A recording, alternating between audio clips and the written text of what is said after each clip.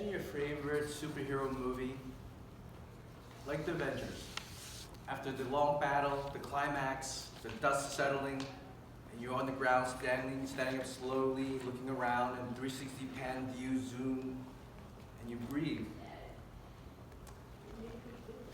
And then a mellifluous song like Selena Gomez comes up, and then you think, okay, I'm done. I've gotten out of this.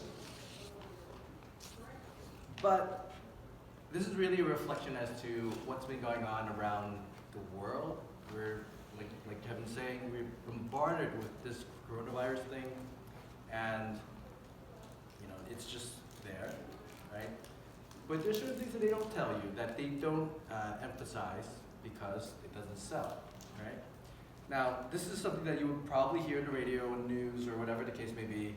As of today, this morning, 90,000 people are infected all over the world, and then 3,000 people are dead, and things like that.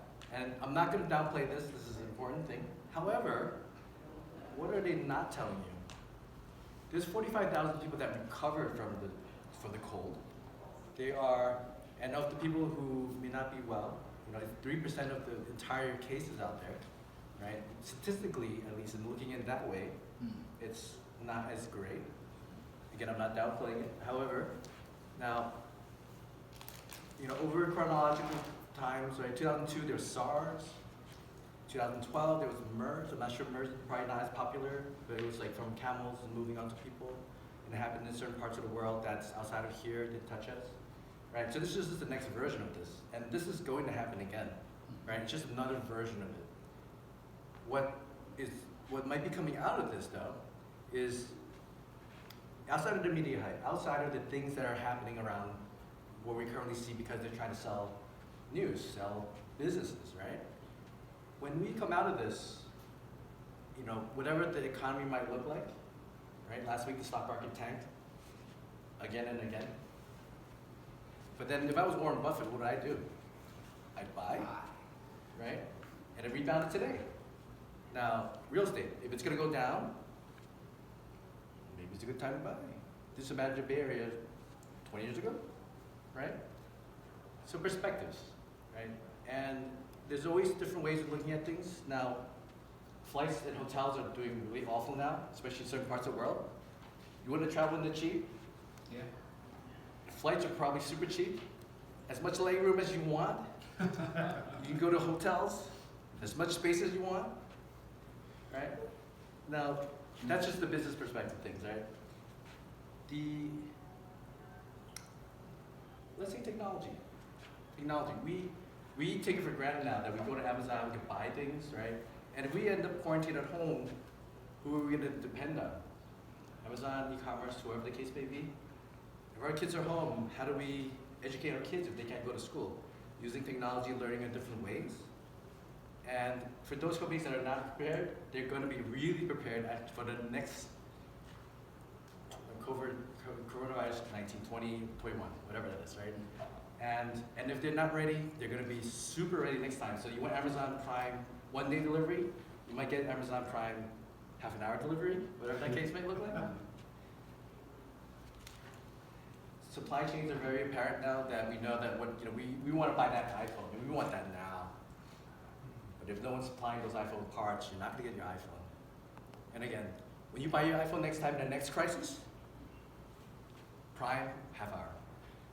Right? And they're going to have fully vetted out processes so that they can supply the supply chain. They're going to be better in e-commerce activities, and they're going to be creative about that. So we might see an emergence of different things that come up out there. Maybe like cryptocurrency that arise from the last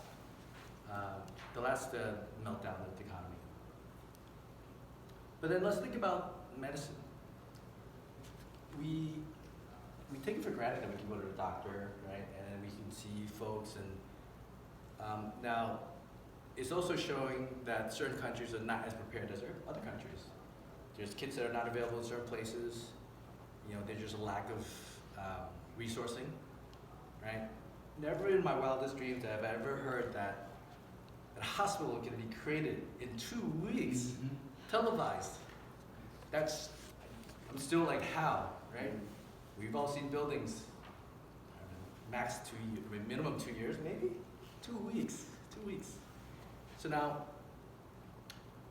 also it's also a good exercise, or maybe not good exercise, but it's an exercise for disaster recovery, and it's kind of like something that we can't actually plan for, but now everyone's forced to plan for it. You're seeing all these different medical communities now really kind of getting together to build what they need to do to maybe save. They're basically saving the world. So, right? And I'm not sure this is unprecedented, but this is an opportunity for the medical field to rise up and really get collaborative, right? And they are. The takeaway from this, with this collaboration, and at the end of this, when we emerge from the dust, right? If we're all quarantined at home,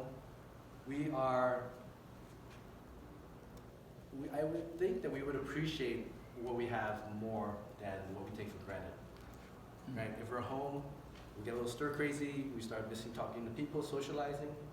We will miss the little things like enjoying a nice meal, just to go outside, just to go out and get fresh air. And maybe it might change our perspectives as to how we might look at the world. And this is an outcome of what the circumstances might look like. And I like to believe that there's always a silver lining to everything. And I have my cup. How full is your cup? Thank you.